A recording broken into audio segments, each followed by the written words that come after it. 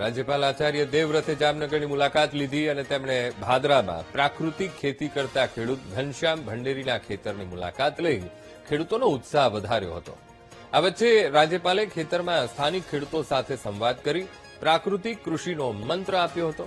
Chemical મુક્ત ખેતીથી organic carbon વધારવા અને આર્થિક સમૃદ્ધિ મેળવવા રાજ્યપાલે માર્ગદર્શન આપ્યું. ત્યારબાદ રાજ્યપાલ આચાર્ય દેવવ્રતે અનુસૂચિત જાતિના પરિવાર સાથે ભોજન લઈ સામાજિક સમરસતાનું ઉત્તમ ઉદાહરણ પૂરું પાડ્યું હતું. રાજ્યના સર્વોચ્ચ બંધારણીય પદે હોવા છતાં રાજ્યપાલે સાદગીભર્યા અંદાજમાં ભોજન લીધું. રાજ્યપાલની સજ્જતા જોઈ ગ્રામજનોમાં ખુશીનો માહોલ છવાયો.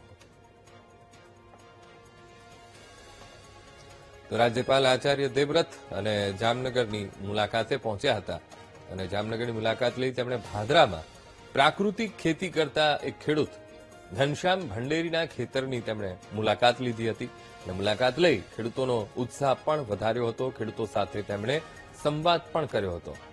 તો સાથે સાથે એ સંવાદમાં પ્રાકૃતિક કૃષિનો તેમણે મંત્ર પણ આપ્યો અને પ્રાકૃતિક ખેતીનું મહત્વ કેટલું છે તે પણ તેમણે જણાવ્યું હતું.